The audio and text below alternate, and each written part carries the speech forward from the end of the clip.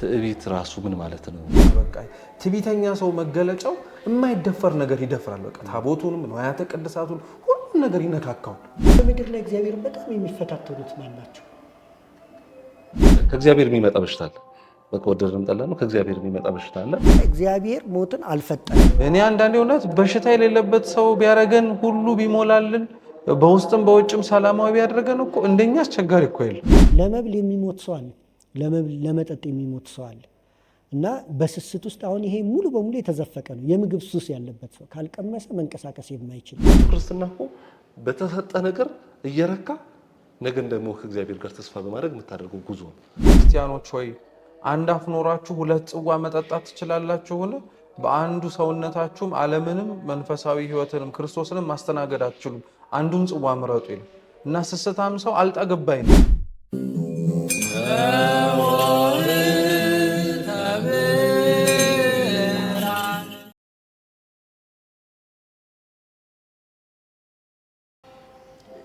ትዕቢት ማለት ሰውን መፈተን አይደለም፣ ወይም ደግሞ የሆኑ አካላትን መፈታተን ራስን መፈታተን አይደለም፣ እግዚአብሔርን መፈታተን ነው። ትዕቢት ማለት በጣም ከፍ ይላል ደረጃው፣ በጣም የተለየ ነው፣ የወጣ ነው ከሌሎች ኃጢአት። አሁን አንድ ሰው ራሱን ሊያጎሳቁል ይችላል፣ ሰውን ሊበድል ይችላል። እንደውም ይቅርታ ሳይጠይቅ ያንን ሰው መጥቶ መባ ሊሰጥ ቢሞክር መባውን አስቀምጦት ሳይቀር ሄዶ ይቅር ይላል አይደል? ይሄኛው ግን እግዚአብሔርን ነው መፈታተን የሚሆነው ትዕቢት ማለት ነው። ይህን ስናስብ ደግሞ እንደው በምድር ላይ እግዚአብሔርን በጣም የሚፈታተኑት ማን ናቸው? አገልጋዮች አይደሉም? በጣም ለእግዚአብሔር በቀረበ ሰው የእግዚአብሔርን መፈታተን ይጀምራል። አወኩሽ ናኩሽ አለ ዲያብሎስ። በጣም ከፍ ብሎ ከፍጡራ ከመላእክት ሁሉ ወደ እሱ ስለቀረበ ተፈታተነው። እኔ ነኝ አምላክ አለ። አሁን ከኛ በላይ የሚፈታተነው ማን አለ? ስለ እግዚአብሔር አውቃለሁ። ሌሎቹም አንድ ኃጢአት ሰርተው እንኳን እኮ ከበር ላይ ሲመለሱ እኮ የምናውቃቸው ብዙ አሉ። ወደዛ ልጠጋም እያለ እንደኛ ደፋር ማን አለ? ስርዓት የሚጥስ እንደው በቤተ መቅደስ እኮ መጥቶ ትዕቢትን ድል የነሳልን በእውነት ለእኛ የሚጠቅም ስለሆነ አለን ለምንለው፣ እናስተምራለን ለምንለው፣ እንናገራለን ስለ እርሱ እናውቃለን ለምንለው የሰው ልጅ ባወቀው ቁጥር እየተፈታተነው መሄዱ ይሄ ኢንቨርስሊ ፕሮፖርሽናል መሆኑ በጣም የሚያስደንቅ ነው።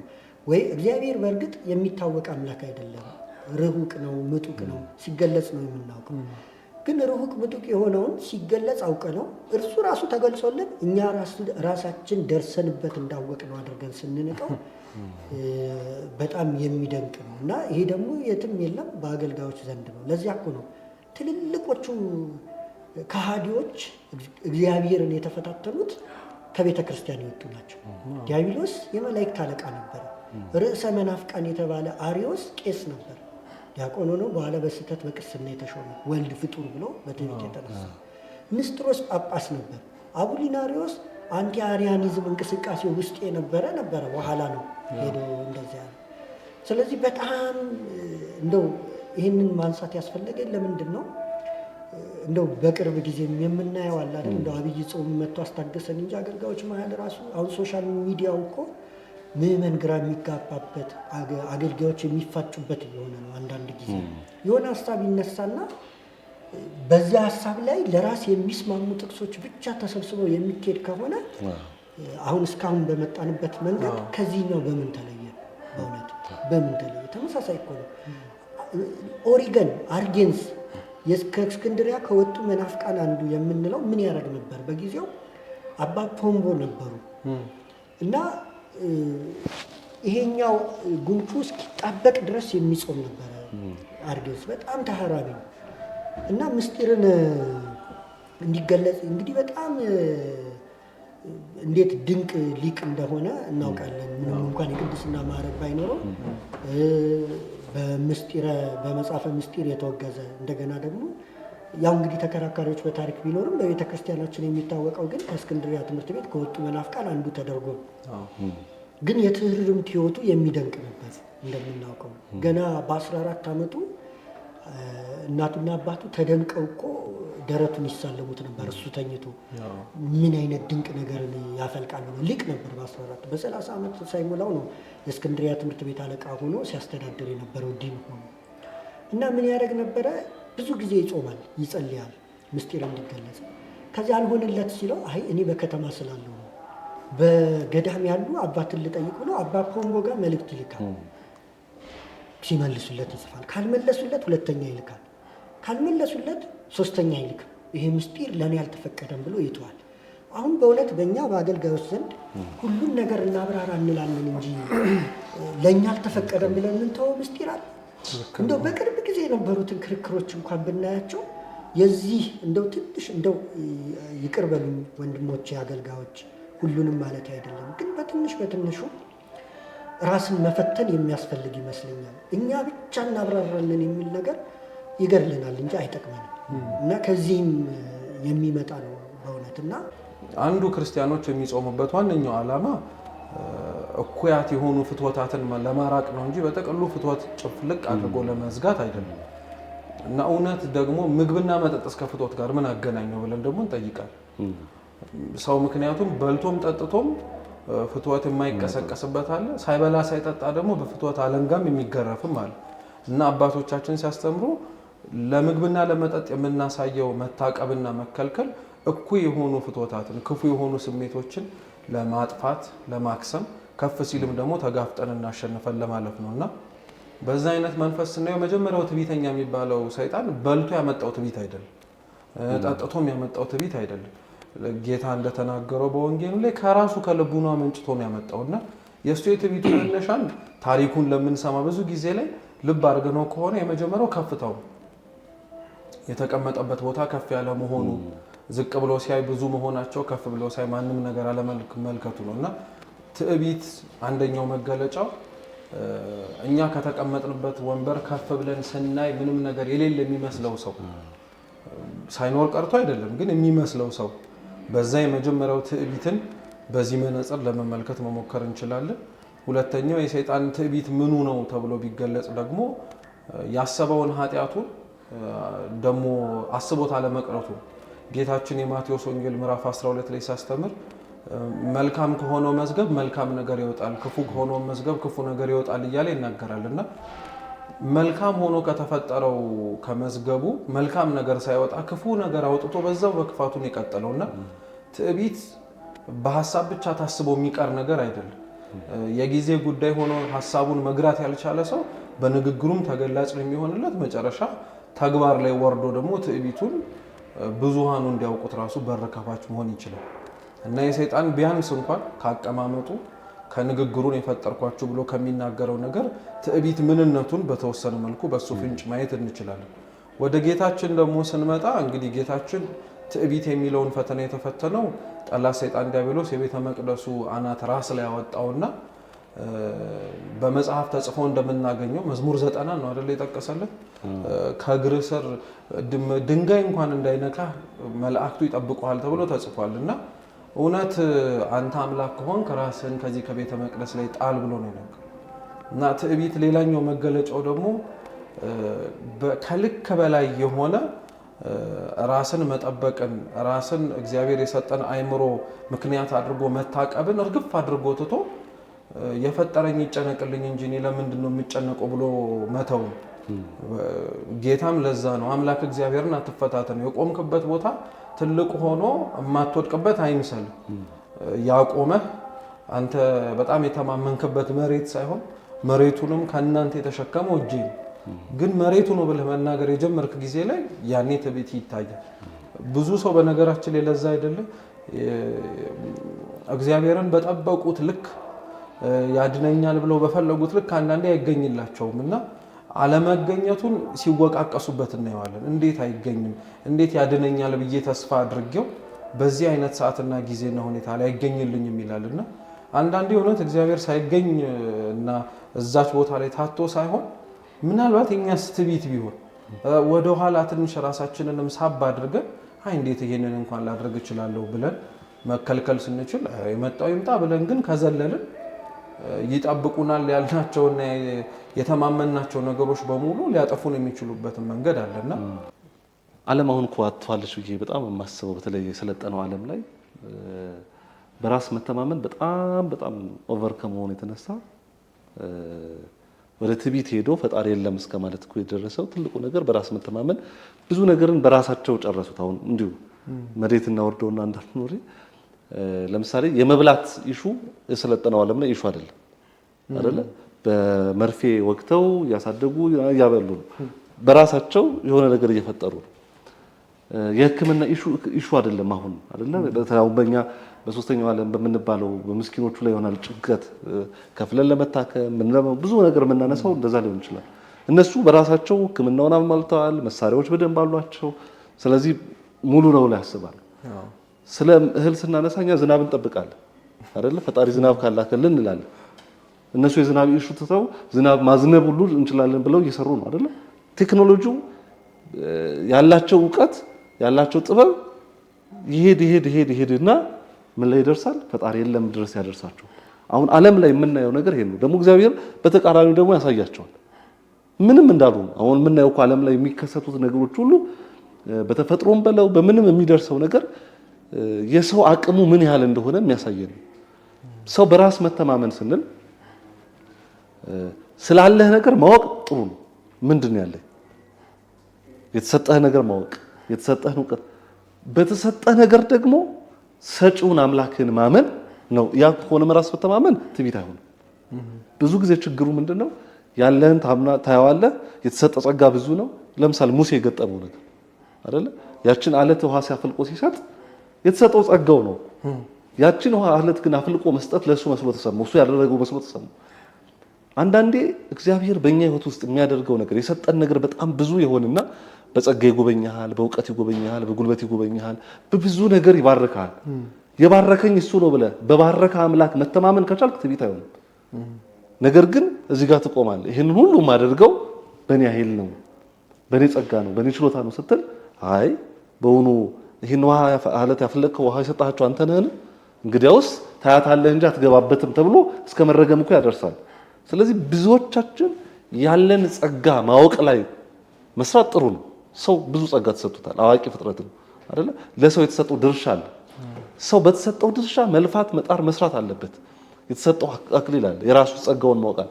ያንን ጸጋውን ግን ሲያቀው በዛ ሰጠው ያንን የሰጠውን ጸጋ ግን ማን የሰጠኝ ብሎ ደግሞ መጠየቅ፣ ፈጣሪ እንደሰጠው ማመን፣ በዛ አባቱ መተማመን። በዛ አባቱ ስትተማመን ትዕቢትነቱ ይጠፋና ፍጹም ትሁት እንደውም ብዙ እንደሌለህ ነው የምታውቀው። ብዙ ጎዶሎ እንደሆን ከአባቶቻችን ህይወት ውስጥ ቆመና ብዙ እያላቸው እንደሌላቸው ነው የሚሆኑት። ይሄ ሰጪው ማን እንደሆነ ስታውቅ፣ ሌላው ደግሞ አቅም ለምሳሌ ሰው አቅም አለ፣ እውነት ነው ብዙ ነገር ማድረግ ቻልክ ምናምን። ብዙዎች ወደ መንፈሳዊ ህይወት የተለወጡበትን ታሪካቸውን ሲናገሩ ሰምተን ከሆነ ብዙ ጊዜ አይታችሁ ከሆነ ወይ ከበሽታ ጋር እያያዛል የሆነ ጊዜ በቃ አንድ ልቤ ሲሆን ነበር የሆነ በሽታ ገጠመኝ እና ምንም አለመሆኔን አየሁት። ገንዘቤ አለማዳኑን፣ ጉልበቴ አለማዳኑን፣ የከበቡኝ የሰዎች ብዛት እውነተኛ መድኃኒት መሆን አለመቻላቸውን አየሁኝ። እግዚአብሔር አንድ የህይወት ዘመን ጨመረልኝ ብዬ ወደ እግዚአብሔር ተመለስኩ ቢሉ በጣም ብዙ የህይወት አጋጣሚዎች አሉ። አሁን በዘመናችን እንኳን እንደ የግል ህይወታቸውን የሚናገሩ ሰዎች ሲሰሙ ያ ምንድነው የሚያሳየው? አንዳንድ የተሰጠህን ጸጋ በራስ ብቻ ያመጣኸው አድርጎ ማሰብ ትዕቢት ይሆናል። ምክንያቱም እንደው አንድ ንጽጽርን ብንሰራ ከንቱ ተርእዮን ወይም መታየት መፈለግንና ትዕቢትን ይለያያሉ አይደለ? ተርእዮ ባለህ ነገር ያለህ ነገርን ለማሳየት መሞከር። አዋቂ ነህ፣ አዋቂነቴ ካልታየልኝ፣ ሀብት አለ፣ ሀብቴ ካልታየልኝ፣ ይሄ ነው ተርእዮ። ውበት አለ፣ ውበቴ ካልታየልኝ ነው ተርእዮ ማለት። ይሄ ሁሉ የሌለው ተርእዮ ውስጥ ሊገባ ይችላል አይችልም አይደለ? እንደውም ቢወጣ ለተርእዮ መዋረድ ነው የሚሆንበት አይደለ? እንደዛ ነው ተርእዮ ያ ነው። ትዕቢትሳ ተርእዮ ቢያንስ አለው አይደለ? እያለው ነው እንደዛ የሚሆነው። ትዕቢት ደግሞ የሌለውን ነው የሚሆነው። ለዚያ እኮ ነው ትህትና ምንድን ነው የሚለው። አንዳንድ ጊዜ እንደው ትህትና ያልሆነ ነገር ትህትና የሚመስለናል። አሁን ነሽን ወደ ያሉት እንደግሜ ላንሳና አፈር ነህ እኮ ከዚህ ከአፈር የምትረግጠውን አፈር ነህ እኮ ይላል። ስለዚህ የተፈጠርንበትን የሆነውን ምን እንደሆነን መገንዘብ በራሱ ትሁት ያደርጋል ብዬ አስባለሁ። እና ያልሆነውን ነገር ለማምጣት መሞከር እርሱ ነው ትልቁ ትዕቢት። ከዚህ አንጻር ካየነው አሁን የዳዊትን ብናነሳ ዳዊት ቤተ መቅደስ መጥቼ ብጣል እመርጣለሁ ማለቱ እንዴት አስደናቂ ነው። ምክንያቱም ይሄን ያለው አንድ ቤት ያጣ ቢሆን አይደንቀንም። ቤት ያጣ ጎዳና የሚያድር ቢሆን መጥቼ እዚህ ብተኛ ብጣል ይሻለኛል ቢል አይደንቅም። እንደውም አፕግሬድ ማድረግ ነው አይደል? እንደው ከምድራዊ ቦታ አንጻር እንኳን ብናየው ለዳዊት ለንጉስ ግን ከባድ። ከዚያ መጥቶ ንጉስ ነው ይሄን ያለው። እኛ እንኳን ብንለው የሚደንቅ አይደለም። እዚህ ከቤታችን ቤተክርስቲያን ይሻላል። ለንጉስ ግን ይሄ ከባድ ነው። ስለዚህ ልዩነት አለው ማለት ነው። አንድ አሁን ይህንን ያለው ዳዊት መሆኑ ንጉስ መሆኑ ያስደንቀናል። አንጻር አለው ማለት የሆነ ኮምፓሪዝን አለ ልላችሁ ፈልጌ ነው። የእመቤታችን ትሕትናዋ የሚያስደንቀን ለምንድን ነው? ከሁሉ በላይ ነች። መልዕልተ ፍጡራን ነች። መልዕልተ ፍጡራን ሆና ለእርሷ ትሕትና ሆኖ በቂ ሆኖ እኮ መመዝገብ ይችላል። እንደው ሰው አድርገኝ እንደማንኛውም ብትል ራሱ እንደማን ከሴቶች የተለየች አይደለች። ከሴቶች እኩል አድርገኝ ብትል ራሱ ትሕትና እኮ ነው ለሷ። ግን እሷ ከሴቶችም አንሳ ባሪያ፣ ከሰው ሁሉ አንሳ ባሪያ መሆንን ተመኘ። ሰውን ውሃ ማጠጣት አይደለም ውሻን ውሃ ጠጣች። እና የሚደንቀን ለዚያ ነው። ሴቶቹ ወይም ሰዎች የማይመኙትን እርሷ እንደዛ ተመኘች። ትሕትና የሚያስብለው ያ ነው። እኛ ግን በዚህ ዘመን ያሉ ምን ይላሉ? አንዳንድ ደፋሮች እንደኔው ሴት ናት ይላሉ። ትዕቢት ደግሞ እንዲህ አይነቱ ነው። በቃ አይን ገልጦ ግዘፍ ነስቶ ሲሄድ የምታየው ትዕቢት ደግሞ እንዲሆነው ሲታይ ነው።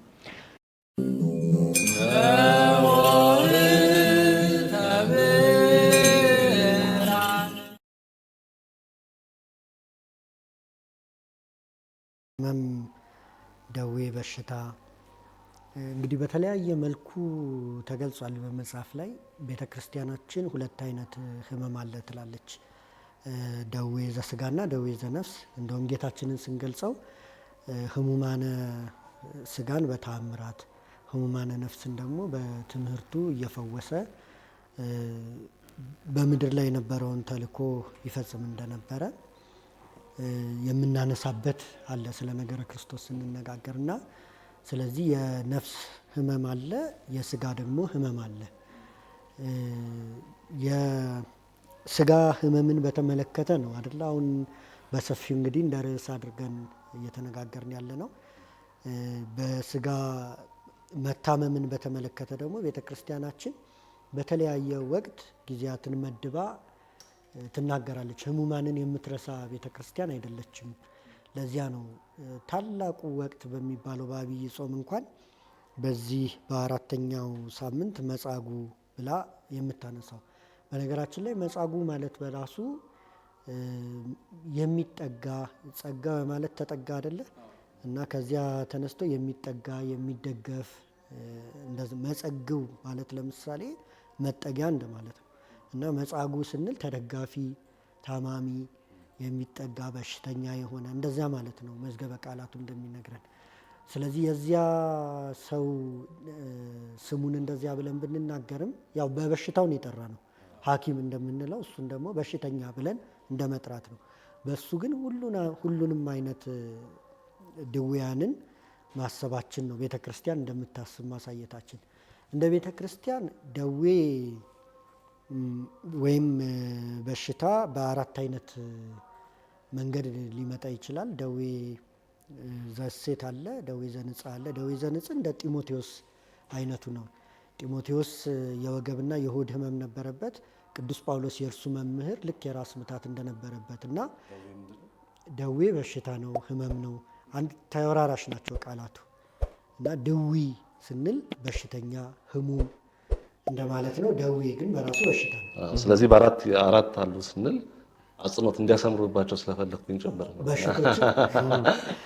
እሺ፣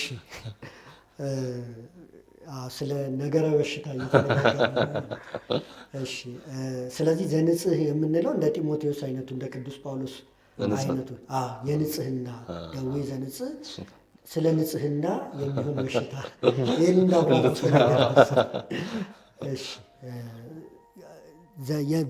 ስለ ንጽህና የሚመጣ ቅዱስ ጳውሎስ እንዲፈወስ ቢጠይቅ ጸጋዬ ይበቃሃል ነው የተባለው እና ለንጽህና ለምሰጥህ በረከት የሚያስፈልግ ነው ህመሙ ተብሎ የተሰጠ ነው ማለት ነው። ስለዚህ እንዲህ አይነቱ ደዌ ዘንጽህ እንለዋለን። ስለ ንጽህናችን ተብሎ የሚሰጠን ነው፣ ወይም ንጹህ ስለሆንን ሳይሆን ንጹህ እንድንሆን የሚሰጠን ነው ማለት ነው። ደዌ ዘእሴት እንደ ኢዮብ አይነቱ ነው። ኢዮብ በጣም በጣም የሚደንቅ ምናልባት ብናጠናው መጠናት የሚገባ ሰብና ብንኖረው መልካም ነው። ግን ደግሞ አጥንተን ብናየው ራሱ በጣም የሚያስደንቅ ሰብና ያለው ነው። ይሄ የሚደንቀው ዲያብሎስን ጭምር አስገርሞት እንግዲህ ዲያብሎስ ክስ ሊያቀርብ እንደቀረበ እናውቃለን። በጣም የሚደንቀኝ እኔ ምልጃን ያቀርባል፣ ጸሎትን ያቀርባል ስለ ራሱ አቅርቦ ግን ልጆቼ እኮ ሊበድሉ ይችላሉ ብሎ ለልጆቹ ስዕለትን የሚያቀርብ እንደው ድንገት ሳያውቁ እንኳን ቢበድሉ ያስተምራል። አስተምሮ አሳድጎ ለክብር ለማምጣት ይሞክራል። ከዚያ ውጭ ግን ድንገት እንደው ቢበድሉ ብሎ ስለ እነርሱ ስዕለትን የሚያቀርብ ጻትን የሚያቀርብ ነው ኢዮብና በጣም የሚደንቅ ሰብና ያለው ነው። እግዚአብሔር በብዙ ነገር የባረከው ቢሆንም የበለጠ ደግሞ ጸጋ ሊሰጠው ፈለገ እግዚአብሔር። እሴት ማለት እንግዲህ እያንዳንዱን እንዲፈታ ነው መሰለኝ ፍጹም። እሴት ማለት ዋጋ፣ ጸጋ ማለት ነው ቀጥታ ትርጉሙን ስናየው። ስለዚህ እግዚአብሔር ዋጋ ሊሰጠን ጸጋ ሊሰጠን ሲፈልግ በሆነ ነገር ውስጥ እንድናልፍ ያደርገናል እና ኢዮብ ከነበረው ይልቅ ልጆች ነበሩት፣ ጸጋ ነበረው፣ ሚስት ነበረው። ግን ከነበረው ይልቅ የበለጠ ሊሰጠው ስለፈለገ ዲያብሎስ እንዴት እንደፈተነው እናውቃለን። እንደዛ እንዲፈተን ፈቅዶ በመጨረሻ እግዚአብሔር ሰጠ፣ እግዚአብሔር ነሳ ብሎ ያንን እምነቱን አሳይቶ የበለጠ ጸጋ፣ በረከት፣ እሴት የተሰጠው ነው። ስለዚህ እንዲህ አይነቱን ደዌ ዘእሴት የምንለው ነው። ሶስተኛው ደዌ ዘመቅሰፍት የሚባለው ነው። በመቅሰፍት የሚመጣ በዚህ በጣም ብዙ ማንሳት እንችላለን። በመጽሐፍ ቅዱስ ላይ ካሉት ሳኦልና ሄሮድስ አግሪጳ መነሳት የሚችሉ ናቸው እና አራተኛው ደዌ ዘኃጢአት ነው። ይሄ ደግሞ እንደ መጻጉዕ ነው። እዛው ቃሉ ራሱ ዮሐንስ 5 ላይ ይነግረናል። ከፈወሰው በኋላ ከእንግዲህ በኋላ ደግመህ አትበድል ብሎታል። ስለዚህ ሲበድል ኃጢአት ሲሰራ ያበሽታ አገኘው። እንዲህ አይነቱ እንዳያገኘ ደግመህ አትበድል ተባለ። በቀጥታ በንባቡ ካየነው ሰው በሚሰራው ኃጢአት ምክንያት ይበደላል። አሁን እንደውም ግልጽ ሆኗል እኮ አይደል? የኃጢአት በሽቶች አሉ። አሁን ለምሳሌ በዝሙት የሚመጣ በሽታ አለ፣ በተለያየ ምክንያት የሚመጣ በሽታ አለ። እግዚአብሔር ይፈውሳል ከሁሉም ስንጠጋው በንስሐ ስንቀርበው። ግን ደግሞ በኃጢአት በቃ የኃጢአት መሆኑ የሚታወቅ ሁሉም እንደዚያ ነው ማለታችን አይደለም። ግን በኃጢአት እንዳመጣ ነው በኃጢአት እንደሸመት ነው የምናውቀው በሽታ አለ። ሁሉም እንደዛ ባይሆንም ጠበል ነው በቃ ብዙ ሰው በቃ ፈውስ ይሰጣል ብሎ የሚያምነው። ግን መጻጉዕ በጣም የሚያስተምረው ትልቁ ነገር ቢኖር ከተኛበት አልጋ ላይ ያስነሳው ተስፋ ያደረገው ጸበል ሳይሆን የእግዚአብሔር ቃል ነው።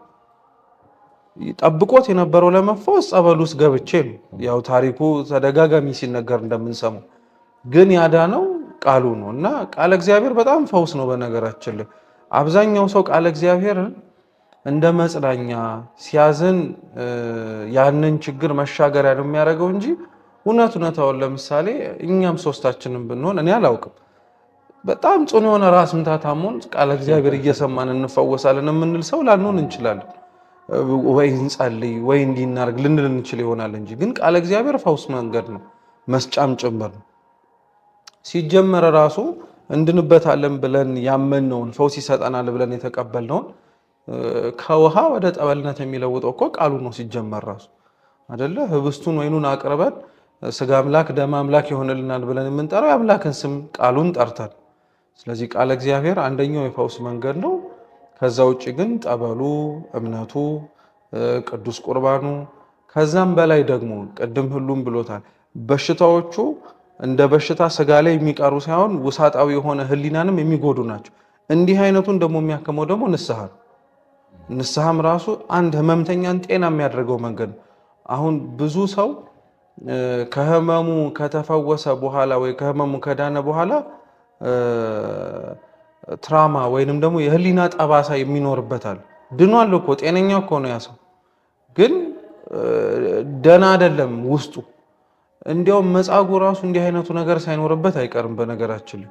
ምክንያቱም ጌታችን መልሰ እንዳትበድል ካለው በኋላ ጤነኛ ለመሆኑን የምታውቀው መልሶ ሄደና ሲያስተምር ከሰማው በኋላ ደግሞ ሄዶ ለከሰሱት ለአይሁድ እሱ ነው ያዳነኝ ብሎ ደግሞ ሲናገር ይሄ በቃ አልተፈወስም፣ ሲጀመርም ጤና የለውም ውስጡ ማለት ነው።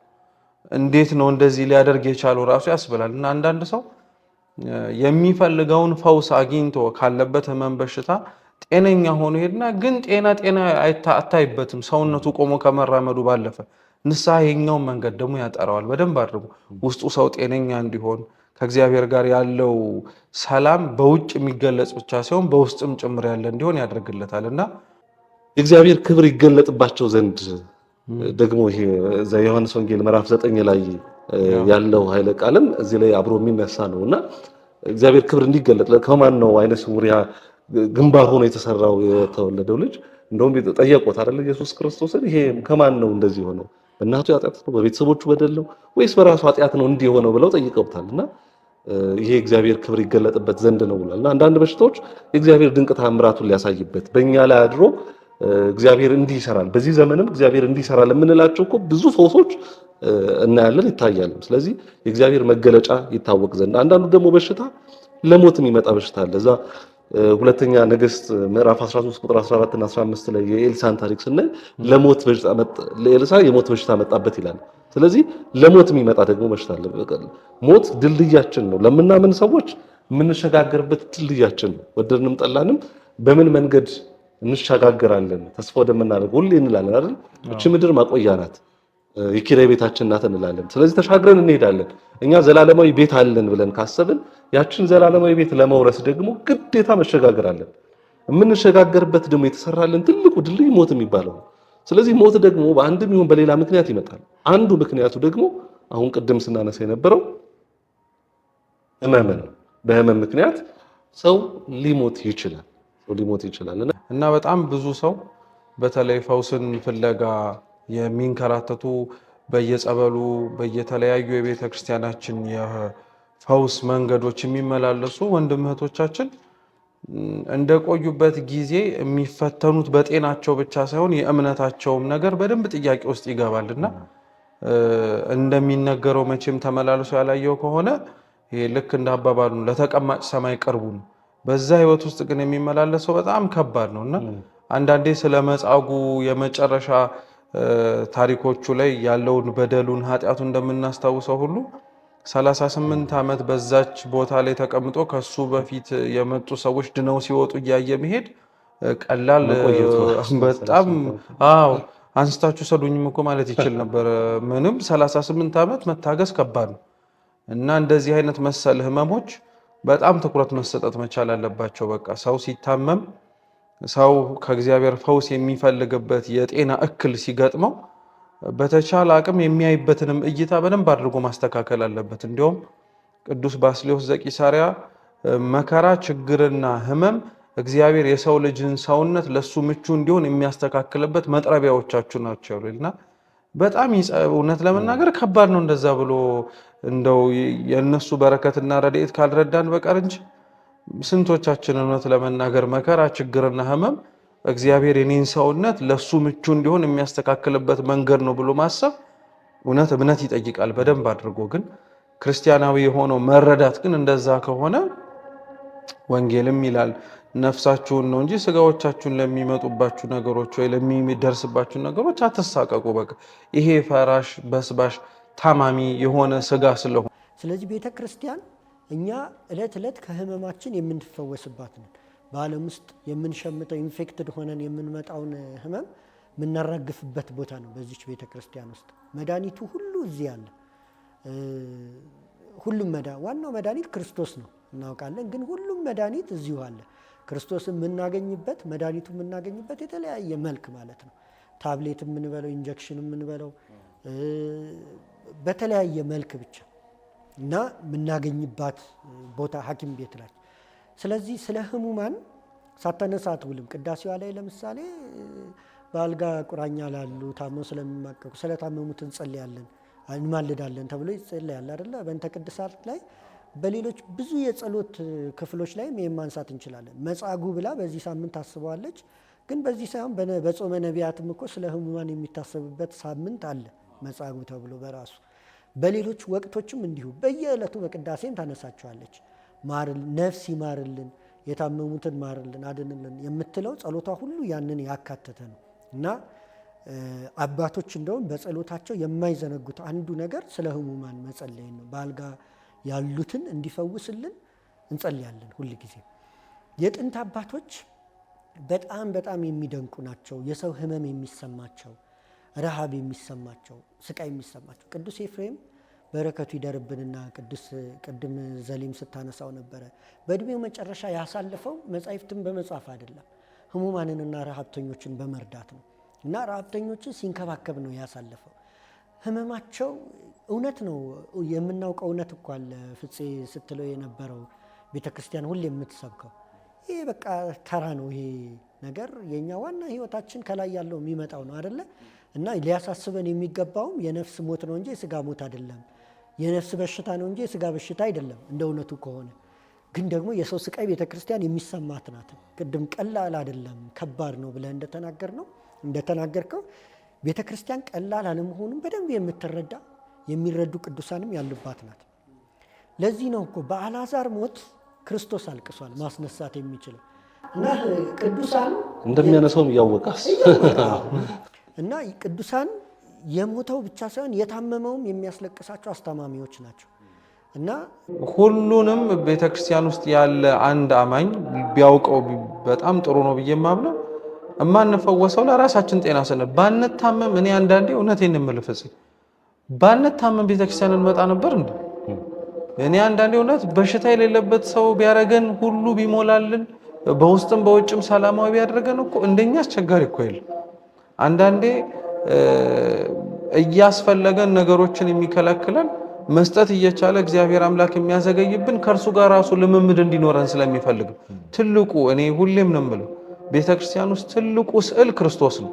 ሌሎቹ ነገሮች በሙሉ ትናንሽ ነገሮች ናቸው። ወደሱ እንድናይ ምናልባት ይሄ ማስተካከያ መንገዶች አሉ አይደል? የተለጎ ይሄ ልጓም ውስጥ ያለ ፈረስ አይኑ ሲጋረድ መንገዱን ብቻ የለሚያው በቃ ሌሎች ፈውሶች እንደዚህ ናቸው። በቃ ትክክለኛውን ክርስቶስን እስከምናይ ድረስ የሚያደርጉን ናቸው። እና ሰው በዛ ሂደት ውስጥ እየታመመም ጭምር ፈውስ ላይመጣ ይችላል ብሎም አምኖ ተቀብሎ እንዲኖር የሚያደርገው ደግሞ ትልቁ ህማም የክርስቶስ ህማም። ቤተ ክርስቲያናውን ይህንን ሁሉ የመጣባትን በውስጥም በውጭም ያለ ህመም እንበለው በሽታ እንበለው ድዊም በለው የምትታገሰው ለምንድን ነው? የክርስቶስ ህማም ትዝ ስለሚላት የራሷ ህማም በደንብ አድርጎ ስለማትዘነጋው ይሄ ሁሉ ለሰው ሰላም የሚነሳና እረፍት የሚነሳ ነገሮች በሙሉ ለሷ ምንም አይደለም። ክርስቲያንም እንደዛ ነው መሆን ያለበት።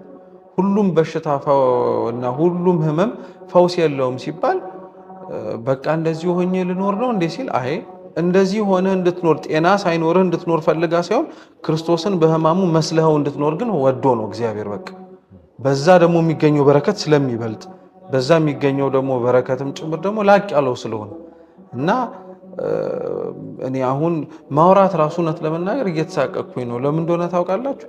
እንደምናወራው ህመም ቀላል አይደለም። ታማሚን ሰው አሁን ሆስፒታል ሄደን እኛ የክርስቶስን ህማም እያሰብክ እንትን በለው ለኛ በጣም ፋርፌችድ ነው የሚሆንብን። በቃ ሩቅ ነው እውነት። ያሰው አልጋ ላይ ተኝቶ እንደዚህ እየተገላበጠ ጠበል ላይ ተኝቶ እንደዚህ እየሆነ የጌታ ህማም ይል ይሆን እንላለን።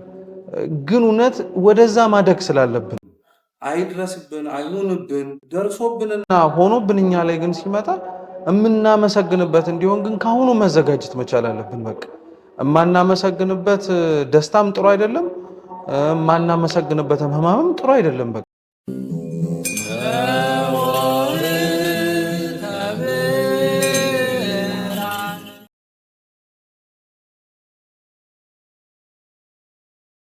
ማቴዎስ 4 ላይ ጌታችን በሶስቱ አርእስተ ኃጣውእ በሶስቱ የኃጢአት ራሶች በሚባሉት ሲፈተን መጀመሪያ የተፈተነው በስስት ነው። ለምንድን ነው መጀመሪያ በስስት የተፈተነው? ርቦት ስለነበረ በቃ በዚህ ነው የምጥለው ብለው ቆርጦ ተነስቶ ነበር ዲያብሎስ። ምክንያት አለው ይሄን ለማድረጉ። ቀዳማዊ አዳምን የጣለው በዚህ ነው፣ በመብል ነው። ስለዚህ ዳግማዊ አዳምንም በመብል ሊጥለው መሞከሩ ነው። በእርግጥ አላወቀውም ማን እንደሆነ እና አንደኛ ጾሟልና ክርስቶስ ከጾመ በኋላ መብል ያምረዋል። አንድ ሰው አይደለ ለምግብ እንደው አረራበኝ ሰዓቱ ደረሰ አልደረሰ እንላለን አንዳንድ ጊዜ አይደለ። ያቺ ጸባያችን ትመጣና የዛሬው 9 ሰዓት ደግሞ ስንት ሰዓት ነው እንላለን። የዛሬ 6 ሰዓት 7 ሰዓት ስንት ሰዓት ነው እንላለን። እና ይህን ሰዋዊ ጉስቁል ጸባያችንን ስለሚያከብዙ ሰው አንጻር ዲያብሎስ ደግሞ ክርስቶስም እንደዚያ መስሎት በምግብ ማታለሉ እና የመጀመሪያ አዳምንም በዚያ ስለጣለ። ሌላው ምክንያት አበው የሚያነሱት የሰው ልጅ በሴት ጠፋ በሴት ዳነ፣ በእጽ ጠፋ በእጽ ዳነ፣ በመብል ጠፋ በመብል ዳነ፣ በሆድ ጠፋ በሆድ ዳነ እንደማለት በሆዱ አዳምን ቢጥለው የሆዱን ነገር ታግሶ ጌታችን አዳም መታገስ ያቃተውን ታግሶ በትዕግስት እንዴት ድል እንደነሳው የሚያሳይ ነው። ሌላው እና አዳምን በዚህ ቢጥለው ጌታችን ደግሞ ያንን በትዕግስት ድል ነስቶ ድል የሚነሳ መሆኑን ለማሳየት ነው። በመብል ስስትን ማሳየት የተፈለገው ለምንድን ነው? ኋላ ላይ እኮ ይሰለቻል አይደል? ሰው መቼስ ቢበላ ሆዱ እስኪሞላ ነው፣ ቢያንስ ቁንጣን እስኪይዘው ነው። ከዚያ በኋላ መብላት አይችልም። ሌላውን ነገር ተስገብግቦ ሊያስቀምጥ ይችላል። ወደ ፍቅረ ነዋይም ይሄዳል። አሁን ያነሳቿቸው የቅድም የአናንያ ሰጲራ አሁን ልብስ አለመስጠት ምን ከፍቅረ ነዋይ አይደለ? ልብስ ራሱ ከዚያ ጋርም ይሄዳል። ይቺ ግን ቲፒካሊ ከሆድ ጋር የምትሄድ ነች። ኋላ ለዚሁ ነው እንዴ እንደምንለው አንዱ በሬውን አርዶ ኢትዮጵያ ይባል የለ እንደው ስጋ አምሮት አቶ ነው እንግዲህ አርዶ ለዚሁ ነው ብሎ እንደተጸጸተው አይነት ማለት ነው። ስስት እዛ ድረስ ይወስዳል። በሬን እስከ ማረድ ድረስ ይወስዳል። በራበ ሰዓት ፈተናው ከባድ ነው ማለት ነው። በጣም አስቸጋሪ ነው። ምናልባት እንደዚህ የሚፈተኑትን ስስት ጾራቸው የሆነባቸውን ሰዎች ብናያቸው እኛ እንደምናብራራውም አይደለም ማለት ነው። አንዳንድ መጻሕፍት ላይ ተጽፈው የምናያቸው ታሪኮችም ይህንን የሚያስረዱ ነው። አሁን ለዚህ ብሎ እንላለን፣ ፈራጅ ያደርገናል ሳናስበው። ምክንያቱም ለእኛ ቀላል ይመስለናል፣ እዚህም እዚያም እናገኘዋለና። እነርሱ ግን አሁን በበረሃ ዳቦ አይገኝም፣ በገዳም ዳቦ አይገኝም እንደፈለጉ። ስለዚህ ቢያገኙ ቢሰስቱ ጾራቸው ቢሆን በእውነት ያንን ሕይወት እስካላየነው ድረስ መፍረድ የሚገባን አይደለም። ስስት ነው ዋና የገዳማውያን ጾር እሱ ነው በእውነት። እንግዲህ ከትርጓሜ አንጻር እንዲህ ብለን ብቻ ማለፍ እንችላለን። ከቃሉ ስንነሳ 2 ትርጓሜ ያለው ብለን ከስርወ ቃሉ ተነስተን መጣን። ሁለተኛው ስስት የምንለው ግን በተለይ ከመብል ጋር ሆዱ አምላኩ ተብሎ የተገለጠው ለእንደዚህ አይነቱ ነው እና ለሆዱ የሚሰስት ለሆዱ የማይሞት ለሆዱ ሁሉን ነገር የሚያደርግ በሰፊው አቅዶ ስለ ሆዱ የሚንቀሳቀስ። ሆዱ ስንል ስለሚበላው ብቻ አይደለም፣ ስለሚጠጣው። ለመብል የሚሞት ሰው አለ፣ ለመጠጥ የሚሞት ሰው አለ።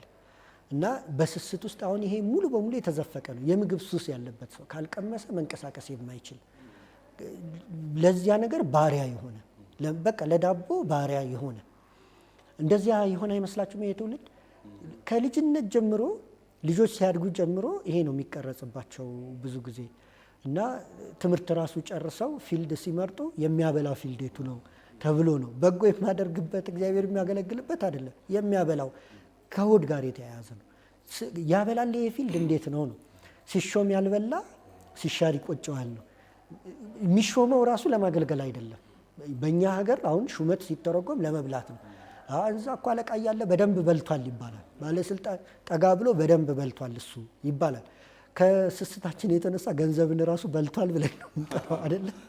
በላኝ ነው የምንለው። እና በላኝ በእርግጥ ብዙ ነገሮች ውስጥ ምሳሌ ተደርጎ ይገባል። እና አንድ ነገር ማህበረሰብ ላይ ተጽዕኖ ሲያደርግ ሳያውቅ የሚሆን አውቆ ስነ ቃሉ ውስጥ እንዲህ ይገባል። ስለዚህ ከመብል ጋር ይያያዛል ሁሉ ነገር። እና ቆንጆ የሆነ ሰው ሲታይ ለምሳሌ ኬክ መስለሻል ይባላል። መብሉም ሲታይ እንደዚያው። ስለዚህ ይህንን የሚያውቁ የዚህ ዓለም አሳቾች ደግሞ ምን ያደርጋሉ? ከመብል ጋር እያቆራኙ ሌሎች ነገሮችን ለመብል እንደምንሞት ያውቃሉ። አሁን ታውቋል። ስለዚህ ለምሳሌ አንድ ሰሞን አንድ የለስላሳ ጠርሙስ ወንዶች እንዲወዱት የሴት ቅርጽን ተደርጎ ጠርሙሱ ተሰራ። ለምን?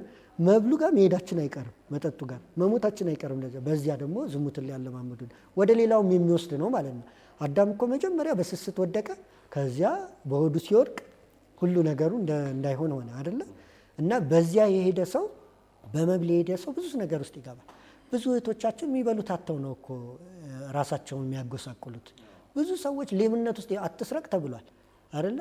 አትሰስት የሚል አለ 10ቱ ትእዛዛት ውስጥ የለም። ግን አባት ስለሆኑ ነን አትተብት የሚል የለም። ስለ ትዕቢት ባለፈው ስታነሱት ነበር። ራስ እንደሆነ ራሶች ናቸው እነዚህ እና ፍቅረ ነዋይና ስስቱ ገፍተውት በአንድነት ስርቆት ውስጥ ይከቱታል። በደንብ ገፍተውት እና በእውነት መግፍኤ ኃጢአት ማለት እንችላለን። ለብዙ ነገር የሚገፋ ነው። መጽሐፈ ኢያሱ ምዕራፍ 7 ላይ ያለ አንድ ሰው አለ እና ያ ሰው ኢያሱ ወደ ኢያሪኮ ገብተው ሰልለው እንዲመጡ ሲያዛቸው የገባ ከዛ በኋላ ሰልሎ ሲመጣ ግን እግዚአብሔር በግልጽ ምንም ነገር ከዛች ቦታ እንዳትነኩ ሁሉን ነገር ተዉ ተብሎ ነገር ግን ተስገብግቦ አገኘው የሚለውን ሀብት በሙሉ ሰብስቦ ወጣ። መጨረሻ ላይ አምላካችን ግን መቅሰፍት መዓት እየመጣባቸው እንደሆነ ሊቀጣቸው እንደመጣ ልክ ሲናገር እንግዲያውስ ይጣራ ማን ነው ከኛ ማህበር ውስጥ አታርግ ተብሎ የታዘዘውን ነገር ያደረገው ሲባል ያ ሰው ተገኝቷል። ቅድም የሰጠውን መግለጫ ነው በነገራችን ላይ ታሪክ የሚያጠይቀው። አልበቃ ባይነት ምንም የጎደለው ነገር የለም። በነገራችን ላይ በኋላ ላይ ድል አድርጎ ሲመጣ ሊሰጠው የሚችል ነገርም ሊሆን የሚችል ነገር ነው። ግን እድሉን ካገኘው አይቀር ግን በቃ ማጣት የለብኝም በፍጹም ብሎ መሰብሰቡ። በሐዲስ ኪዳን ደግሞ የሐዋርያት ሥራ ምዕራፍ 5 ላይ ያሉት እነዚህ ባለ ትዳሮች አይደለ ሐናንያና ሰጲራ እነሱም ተመሳሳይ ስስታም ነበሩ። ለሐዋርያት ማህበር መግባት ይፈልጋሉ። ደግሞ በአንጻሩ ደግሞ ሀብት ንብረታቸውንም ደግሞ መተው አይፈልጉ። ስለዚህ ቆርሰው አስቀምጠው እኔ አንዳንዴ ምን ይመስለኛል መሰላችሁ የሐዋርያትን ማህበር ያዩትና የተመለከቱት ገብቶ ለመኖር ክርስቶስን ለመምሰል ብቻ ሳይሆን እንደ አንድ ሙቭመንት ነው ያዩት፣ ንቅናቄ ማለት ነው። እና ያስቀመጡት ሴፍቲ ኔት ይሄ ንቅናቄ ካላዋጣን እንኳን ተመልሰንማ ሀብቱን በሙሉ ጥሎ እንደገባው ሰው ሞኝ ልንሆን አይገባም ብለው መንፈስ ቅዱስን ዋሽተውት ነው የገቡትና ስስታምነት ይሄ ውስጥ አለው። እንዴት አይነት ቢባል አልበቃ ባይን ሁለቱንም ፈልገው ነው የገቡት። እንዲያውም ቅዱስ አትናቴዎስ እንዲህ አይነት ስስታም ጠባይ ያላቸውን ሰዎች ሲያስተምርና ሲገስጽ ምን ይላል? እናንተ ክርስቲያኖች ሆይ አንድ አፍ ኖራችሁ ሁለት ጽዋ መጠጣት ትችላላችሁን? በአንዱ ሰውነታችሁም ዓለምንም መንፈሳዊ ሕይወትንም ክርስቶስንም ማስተናገድ አትችሉም። አንዱን ጽዋ ምረጡ ይላል እና ስስታም ሰው አልጠግባይ ነው። ሁለቱንም መኖር ይፈልጋል። በቃ መንፈሳዊውም ዓለም ላይ እንዲታጣ አይፈልግም፣ ስጋዊ የሆነው ነገርም ጭምር ላይ ደግሞ እንዲጎልበትም አይፈልግም። ሐናንያና ሰጲራም ተመሳሳይ ነገሮች ነው ያሳዩ። እንዲጎልባቸው አልፈለጉም። ሄደው ማምጣትን መውሰድን የፈለጉት እና ከስግብግብ ነው ከሚለው ቃል ውጪ እንደዚህ አይነት ምሳሌዎች ደግሞ በተግባር ማየት የሚያስፈልገው ምንድን ነው? አሁን ለምሳሌ አንዳንድ ሰው እኔ ስስታም አይደለሁም ሊል ይችላል። ግን ስስታምነት ማለት አልጠግባይነትና ዝም ብሎ ማከማቸት ብቻ ሳይሆን ሁለቱም ነገር ያምረኛል ማለት ስስታምነት ነው። አንዱን መምረጥ አለመቻልም ጭምር ማለት ነውና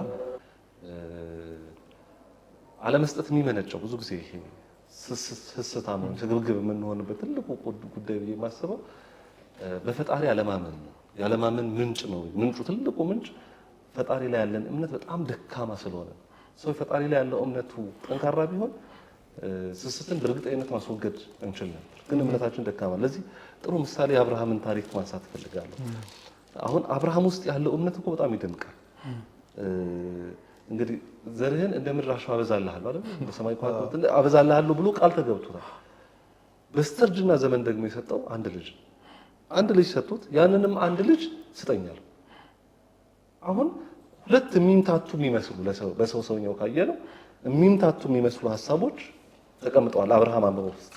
አንደኛው እንደ ምድር አሸዋ መብዛት፣ የሰጠው ዘር ግን አንድ ነው። የአንድ ዘር ነው ምሉ የሚሆነው ብዙ የሚሆነው እንደ ምድር አሸዋ የሚበዛው ያ አንድ ዘር ነው። ያኛውም አንድ ዘር እንዲሰጠው ነው የፈለገው። አሁን እዚህ ጋር ካየነው አብርሃም ውስጥ ግን የሚደንቅ እምነት ስለነበረ ያንን አንድያ ልጁን የተሰጠውን መስጠት አልከለከለም። ለምን? እምነቱ ጠንካራ ስለነበር እግዚአብሔር እንደሚሰጠው ያምን ነበር። አሁን ብዙዎቻችን እቺን ብሰጥ ያልቅብኛልና ይሄን ባደርግ ያልቅብኛል እንዲህ ቢሆን፣ ስለዚህ መሳሳትን ውስጥ እንገባለን፣ መደበቅ ውስጥ መሸሸግ ውስጥ እንገባለን፣ ሌሎች ሰዎች ላለማድረግ እንጥራለን። ስንሰጥ ግን በረከት እንዳለው ማመን ስንጀምር ያን ይመጣል አይደል? ኤልያስ ላይም የምናየው ታሪክ የሚመነጨው ያቺ ሴት ቤትሽ ውስጥ ምን አለ ሲላት ምንድን ነው ያለችው? ምንም የለኝም አለች። በቃ ያለችው አንድ ዘይት ማሰሮና አንድ ዱቄት አንድ ማሰሮ ዘይትና ዱቄት ነች ያለችው። በቃ እሷን አምጫት አይደለም ያላትን መስጠት ስትችል በረከት መምጣት ጀመረ። ስለዚህ የመጀመሪያው ያለ የስስት ምንጩ ብዬ የማምነው ነው እምነት ነው። እምነተ ጎዶሎነት ነው። ሰዎች እምነተ ጎዶሎነታችንን ማስተካከል ከቻለን እግዚአብሔር ማድረግ እንደሚችል እያመንን ለዚህ ነው እኮ ለምንድን ነው በብዙ የምትጨነቁት የሚለው የሰማይ ወፎችን ተመልከቱ አይደል አይዘሩም አያጭድም የምድር ወፎችን ተመልከቱ ሰለሞን እንኳን እንደነሱ አላጌጠም የተባለው እኮ እኛ ከሚገባው በላይ በእግዚአብሔር ላይ ያለን እምነት ደካማ የሆነ ስለሆነ ነው። ስለዚህ የሚያልቅ ይመስለናል። በእኛ ተጨንቀን በእኛ አስበን የምናመጣው ይመስለናል። ሌላ ሁለተኛው ነጥብ እዚህ ላይ ማንሳት እንፈልገው በቃኝ ባይነት መጥፋቱ ነው። ስስታም ሰውን የሚያደርገው አለመርካት። በቃ በቃኝ አይልም ሰው እርክት አይልም። ልክ እርካታ በጣም ሰፊ ሊሆን ይችላል። ቅዱስ ጳውሎስም ብሎታል ይሄ በቃኝ ማለት መልመድ። ሰው አንዱ ክርስትና እኮ በተሰጠ ነገር እየረካ ነገን ደግሞ ከእግዚአብሔር ጋር ተስፋ በማድረግ የምታደርገው ጉዞ ነው። እኛ ዛሬ እናማር። ስለዚህ ዛሬ ላይ አንረካም። የተሰጠን ነገር በቂያችን ነው ብለን ስለማናምን ሁሌ ሁለተኛው ትርጉም ላይ የሚመጣው መስገብገብ የምንለው ላይ የሚመጣው እኮ እርካታ ስለሌለን፣ ስለዚህ ሁሌ እንፈልጋለን፣ እናሳድዳለን። ዛሬም የሆነ ነገር ብናገኝ ነገም ብናገኝ ቁጭ ብለን የምንበላው ይመስለናል። ግን ጠግበን ሄደን ብዙ ሰዎች እንዲሆኑ አለ አከማይተው ሰብስበው አግበስብሰው ሳይበሉት ይሞታል። የብዙ የህይወቶች ስስታምነት የሚመነጨው ከዚህ ነው። ስለዚህ በቃኝ አለ ማለት ሌላው ሁለተኛው የስስታምነት ምንጭ ነው። ሰዎች ያንን ማስወገድ ከቻለን በእውነት እግዚአብሔር የተመሰገነ ያለኝ ይበቃኛል፣ እችን ደግሞ እንዲህ ባረጋት፣ በዚህች እኮ መኖር ጀምራለሁ፣ በዚህች እኮ እንዲህ ማድረግ እችላለሁ ብንል ምንጩን አደረቅ ነው ማለት ነው። ከኛ ከስግብግብነት በጣም ብዙ አባቶቻችን እኮ ህይወታቸው ውስጥ የምናየው ነገር ይሄን ነው። እንኳን ካላቸው ነገር ላይ አይደለም ከሌላቸው ማውጥተው ሲሰጡ እኮ ተመልከተ። እንደውም አንድ አባት አይደል ሌባ ቤታቸው ውስጥ ገብቶ ያላቸው ንብረት በሙሉ ሰርቆ ይወስድባቸዋል እና ሲገቡ አንድ ዕቃ ረስቷል አይደለ ያንን አወጣው እቺ ደግሞ ትቀርሃለች። ምን ያህል እኮ ይሄ የስስትን አመርኩ ከአእምሯቸው እንዳወጡ እኮ የምናይበት አቅም የማቴዎስ ወንጌል ምዕራፍ 19 ላይ ያለው እኮ ተመሳሳይ እኮ ገንዘብህን ትተናለው አላዋጣውም ብዙ ባለጸጋ ነበር ፍጹም ልትሆን ብትወድ ከዚህ በኋላ በገንዘብህ የሚመጣው ብቻ ሳይሆን ምንም አይነት ነገር እንዳያስተህ የምትፈልግ ከሆነ ሁሉን ሽጠህ ተከተለኝ። በዚህ አይነት መልኩ ስናየው አንዱ አሁን ያጣነው ትልቅ ኢትዮጵያዊ ሴት ቢኖር የጋራነት የማህበራዊ ህይወቶቻችን በተለያየ ምክንያት ተበታትኗል። በቃ ሰው እና አሁን ያንን መልሶ ማህበራዊ ህይወቱን ገንብቶ ማግኘት በጣም እየከበደው ነው። ስለዚህ ሳይወድ በግዱ ትላንትና ከምሳ አንተ ቤት የምበላ ከሆነ ራት አንተ ቤት እናንተ ቁርስ እኔ ጋር የምትበሉ ከሆነ ስንበተን እማስበው አሁን ለቁርሴ ብቻ የለም አንተ ራትና ምሳዬን ይዘህብኝ ሄደሃል። ስለዚህ ቁጭ ብዬ አስባለሁ ወይ ቁርሴን ለሶስት ላርጋ ትላለሁ ወይ የሆነ መፍትሄ እፈልጋለሁ። እና ይሄ ማህበራዊ ህይወት ራሱ መታጣቱ ለስስትነታችን በጣም እየጨመረ የመጣ ነው። ስለዚህ ማህበራዊ ህይወት ደግሞ አለ። አሁን ለምሳሌ ጽዋው፣ ሰንበቴው፣ በሰንበት ትምህርት ቤቶች ያሉ አጋፔ መርሃ ግብሮች በጣም እኮ ነው የሚገርመው። ቤተ ክርስቲያን ውስጥ ያለ የጽዋና የዝክር ዳቤ ብቻ በልቶ እኮ የሚኖር ሰዋል ምንም ሌላም በልቶ የሚያድረው ሰው ያጣ እና ቤተ ክርስቲያን ስስትን ልታጠፋበት የምችልበትን መንገዶችም ጭምር እንዲህ የምንመለከታቸውን ህይወቶች ማድረግ ብንችል፣ ከዛ በተጨማሪም ደግሞ አሁን ብንችል ቤታችን ሁላችንም በዛብን የምንለው ነገርም ሊኖር ይችላል። ለምሳሌ ልብስ ሊሆን ይችላል፣ ቲሸርት ሊሆን ይችላል፣ ቁንጣ ሊሆን ይችላል፣ ውስጥ ልብስ ሊሆን ይችላል። እስኪ እንቁጠረው እንደው በሳምንቱ ምን ያክል ያስፈልገናል ብለን የማያስፈልገንን እንስጠው። በቃ ከኛ ይወጣ ቢያንስ እንኳን። አንዳንድ ሰው ስስቱን በነገራችን ላይ የሚገዳደረው መስጠት እየፈለገ ነገር ግን አይ ምናምን የሚለው ይጠቀምበት ይሆን አይሆን ብሎ ይጠይቃል። አሁን አንተ የምታረገውን ሸሚዝ ለሆነ ሰው መስጠት ፈለግና ግን እኮ ያረገው ብሎ ቁጭ አድርገዋል። እና ያ እውነት ለምናገር ወጥቶ ያ ሰው ያድርገውም አያድርገውም ይረገጠውም የልበሰውም አይልበሰውም ከኛ አይመለከትም። በቃ የኛ መስጠትና መስጠት ብቻ ነው። እና የመስጠትን ህይወት መለማመድም ቢያንስ በዚህ ሳምንት ላይ በተወሰነ መልኩ ማድረግ ብንችል አስራት በኩራት እየተባሉ ቅድም ሲነሱ የነበሩትን ነገሮች የወሩ አጋማሽ ላይ ልንሆን እንችላለን። የጾሙም እንዲሁ ማለት ነው። ሰሙነ ደብረ ዘይት ላይ ስለሆነን ማለት ነው። በዚህም ወቅት ደግሞ አስራቱን በኩራቱን ያላወጣ ሰው ካለ በቃ ማውጣት ቢችል በቃ ቢያንስ እቺን ሳምንት የሆነ የሚወጣን ነገር ይኑር። ይሄንን በሙሉ አደርጋለሁ ያለ ሰው ደግሞ ካለ ትልቁን የሆነውን ራሱን መስጠት የሚችልበት ነገሮች ላይ ራሱን ያሳትፍ። የበጎ አድራጎት ተቋማት ሊሆኑ ይችላሉ። ቤተ ክርስቲያኑን፣ ጉልበቱን፣ አስተሳሰቡን የሚፈልግበትን መንገድ ላይ መሳተፍ ቢችል ስስትን ቢያንስ በተወሰነ መልኩ በዚህ ማጥራት ይችላል ብዬ አምናለሁ።